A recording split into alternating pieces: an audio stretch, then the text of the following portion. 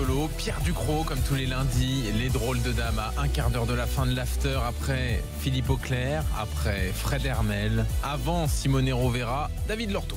Je rappelle que Lorto porte toujours aujourd'hui des vêtements uniquement fabriqués en RDA. Et oui. C'est au moins David, original. tu veux nous parler de l'effet Youpincus? Ah bah oui, parce que là c'est une vraie révolution qu'on n'a peut-être pas perçue depuis les pays voisins, depuis la France notamment. Une vraie révolution, une révolution de velours peut-être. Mais depuis que Youpincus est arrivé, alors certes il y a eu de bons résultats contre des clubs un peu secondaires entre guillemets. Il y a eu un 5-0 pour son arrivée, il y a eu un 3-0 contre le Celtic. Il y a eu ce week-end un 1-0 un peu chanceux contre Hambourg, avec une expulsion précoce d'un joueur de Hambourg et une victoire un peu étriquée à l'arrivée. N'empêche que, en profondeur dans le club, dans les coulisses, dans les vestiaires, la révolution est vraiment palpable et l'effet Heinkes est vraiment très différent de ce que Ancelotti avait pratiqué dans les derniers temps. Des petites mesures comme ça qui ont été prises par Heinkes qui vont vous paraître peut-être naïves, qui changent beaucoup de choses dans l'équilibre du Bayern. Interdiction des téléphones. Sauf dans le vestiaire quand on n'est pas en train de préparer l'entraînement. Ponctualité obligatoire. Ce sont les joueurs. Avec Ancelotti, il n'y avait pas ça. Il n'y avait pas exactement la même chose, non. Ça existe dans tous les vestiaires du monde, ça, normalement. On pouvait arriver à 11h pour l'entraînement qui est de 11h, alors qu'avec Heinkes, il faut arriver à 10h. Alors les joueurs avaient l'habitude d'arriver avant, mais ça n'était pas une règle établie. Ce sont les pros eux-mêmes qui nettoie le vestiaire. C'est bizarre. Hein, ouais, 11h pour 11h, j'y crois pas, David. C'est impossible, David, je suis désolé. Hein. Et moi, pour te dire qu'Ancelotti... Je peux terminer, messieurs, ou... Ouais, vas-y. Bon, je parle d'Heinkes, en l'occurrence. On reviendra sur la ponctualité. Le nouvel entraîneur, enfin le nouvel ancien entraîneur, puisque c'est son 4e passage au Bayern, a remis en place quelques principes simples de respect du personnel, de politesse. Les joueurs sont contraints à davantage de contact aussi avec les différents membres du club. Le nouvel entraîneur a interdit aussi... pipi sur les murs. Non mais arrête, c'est pas ce qu'il veut dire, David. Le secrétaire. Ah non, quand même pas. Le nouvel entraîneur a tout de suite mis le haut là aussi au groupe, c'est-à-dire les Espagnols d'un côté, enfin les hispanophones d'un côté, les germanophones de l'autre. Ça on fait la traque à cela. Il a aussi mis fin à ce que Carlo Ancelotti avait mis en place en ce qui concerne comment ça se dit en français, la façon de se nourrir, le nutritionnisme, la nutrition. Il y avait des choses qui avaient été mises en place par Carlo Ancelotti et par son fils, qui ont été son beau-fils, Mino. Exactement. Voilà. Qui ont été exactement, Fred. Merci de la précision. Qui ont été rayés de la carte. Et puis surtout, ce que Heinkes a remis en place, et c'est une espèce de magie collective avec des petites mesures simples et notamment sur le terrain. Quelque chose que Carlo Ancelotti n'avait pas fait, c'est de faire jouer Thiago Alcantara en 6 à côté d'un aboyeur. Alors ça peut être Corentin Tolisso, ça peut être Sébastien Rudi, ça peut être Javi Martinez, comme lorsque le Bayern s'est imposé 5-0 contre Fribourg. Thiago joue un cran en dessous, ça permet au Bayern de jouer avec Müller derrière Lewandowski. Müller s'est blessé ce week-end, donc on peut imaginer que James Rodriguez joue en poste de faux neuf et on aura toujours Thiago sur le terrain parce que celui-ci joue un cran en dessous. Et on peut imaginer des choses comme ça qui sont des aménagements assez simples, qui sont nouveaux par rapport à la période récente d'Ancelotti et qui font beaucoup de bien au Bayern. Mais David, pardon de te couper, je pense qu'on est arrivé au bout de la vie. Est-ce que c'est tout ça qui explique que le Bayern va mieux ou est-ce que c'est pas plutôt les cadres avec lesquels Ancelotti était en rupture qui se remettent à bosser correctement puisqu'il y a eu le changement?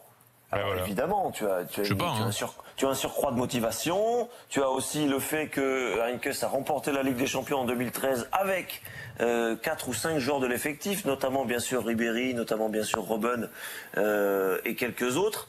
Hummels Boateng en défense centrale, ça paraît d'une évidence quasi biblique, mais de fait, ce sont les deux qui jouent et ça marche très bien. Alors, tout n'est pas évident dans la Bible. Hein. Oui, c'est pas faux. Oui, notamment les gens qui ont 60 ans, oui. Ça, c'est effectivement. Dans d'autres vies, David, t'es mon pote, mais là tu m'énerves. Alors attends, je suis en train de dire. Fini d'énerver Fred. T'as fini, David? Non, mais je suis pas en train de dire que c'est tout blanc maintenant et tout noir, et c'était tout noir avant, qu'il y avait le méchant italien et qu'il y a le gentil allemand. Je suis pas en train de dire ça. Je suis juste en train de dire que Heynckes, c'est le papa.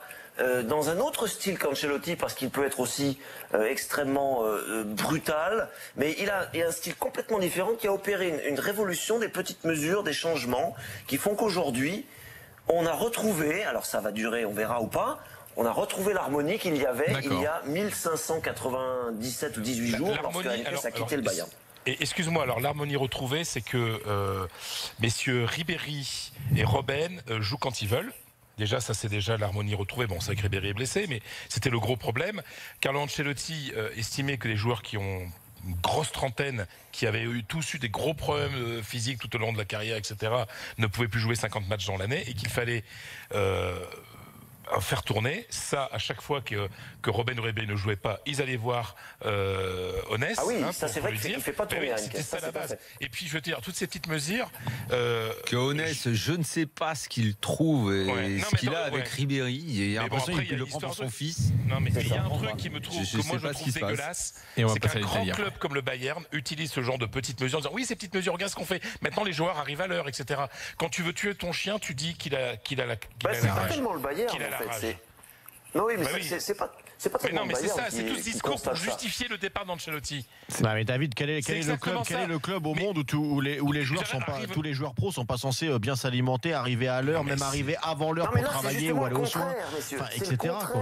Là, en l'occurrence, en ce qui concerne la nutrition, c'est le contraire. C'est-à-dire quand Ancelotti avait instauré des règles assez strictes en matière de nutrition, qui plaisaient pas aux anciens, parce que c'était des contraintes en plus pour eux. Dans le vestiaire. Est-ce que Capello à l'Angleterre a eu plein de problèmes pour sa nutrition. Capello avait des règles très strictes avec la sélection. Ce que Heynckes a fait aussi pour retrouver un espèce d'esprit collectif que je conçois que vous trouviez un peu nébuleux, mais on a réinstauré aussi le déjeuner après l'entraînement.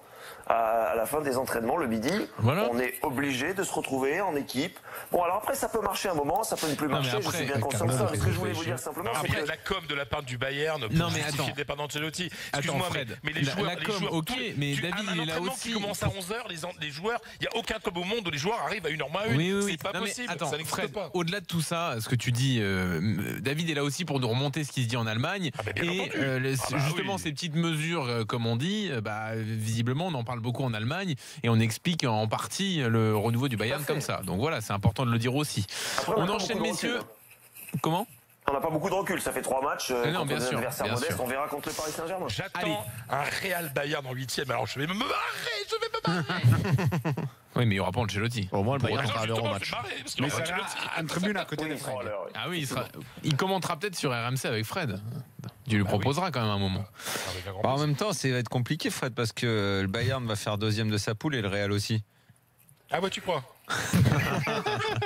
Allez, on va Jingle, Simone Rovera, on y va, c'est parti. Il y a Alexis Sanchez. Chapeau 4. Il est à Arsenal. Il est pas au Real Madrid, monsieur. Ce jingle Simone Rovera nous permet de ne pas oublier ceux qui nous ont quittés. Florent Gautreau, notamment, que l'on salue. Dis pas ça sur ce ton. Ouais, qui nous ont quittés, franchement.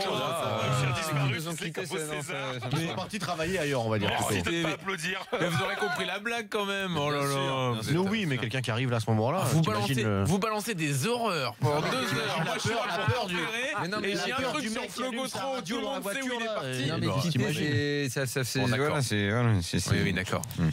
Bon, Simone, tu vas nous parler de Bonucci. Oui, et là, on parle quand même d'un joueur qui reste. Ce que je veux dire, et je pars tout de suite avec mon avis français, c'est que Bonucci reste, chapeau Anne, reste un des meilleurs défenseurs au monde.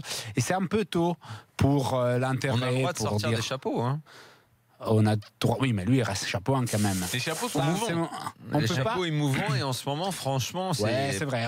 Mais il faut les jetons. Hein. Pour 3 mois ou 2 mois, on peut dire qu'il rate avec une Milan qui est une totalement reconstruction ou destruction pour des choix qui ont été faits cet été qui semblaient parfaite, un peu comme Everton, et par contre on se rend compte que tout acheter, tout changer peut-être n'est pas la meilleure des solutions.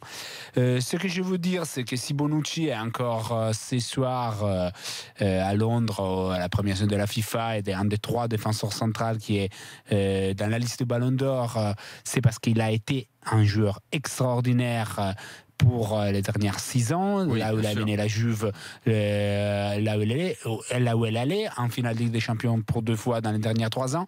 Il n'a pas oublié à jouer au football. C'est vrai que il a plus, qu'on peut dire, les gendarmes à côté de lui qui étaient Barzagli et Chiellini, qui peut-être rendaient plus simple son travail, surtout à la relance. C'est vrai qu'on voit un Milan fébrile derrière et Bonucci et les symboles. Peut-être il est arrivé avec un peu trop d'impact, même émotif dans ces Milan, les brassards des capitaines. Il y a des rumeurs en Italie sur le fait qu'il aurait remis les brassards au vestiaire. Le vestiaire dit non, maintenant tu les gardes.